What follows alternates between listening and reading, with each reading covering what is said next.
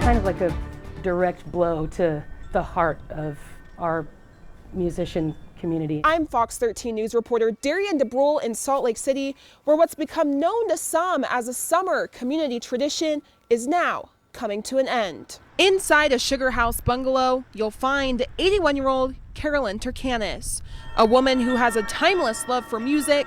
Oh, I've always loved music. And is known by many as a magnet that brings communities together. I love being in this neighborhood because it's very vibrant. Her love for her neighborhood and for music combined in 2000 when she started hosting garden concerts here in her backyard. A friend had invited me to a house concert at her home, and I was just enchanted. But now Turkanis says Salt Lake City has told her the show can't go on.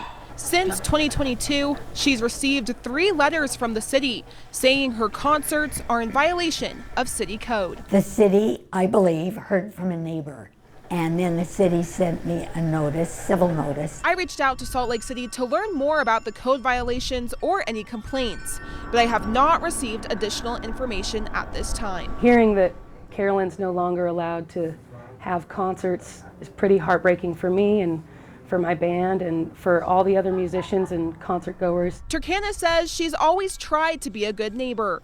After the city sent a code violation letter in 2010, she believed she came to a compromise with the city. She took down her webpage and switched to Facebook, ended concerts before 10, was mindful of traffic concerns, and adhered to neighborhood noise guidelines. I tried to provide a place for musicians where they would be listened to and respected and appreciated. Turkanis had summer garden concerts for 23 years. Her goal was 25. But with the latest letter, she doesn't know if she'll ever hit her milestone. I wish the city would be willing to come to a compromise instead of being so black and white about what is allowed in this neighborhood. In Salt Lake City, Darian DeBrule, Fox 13 News, Utah.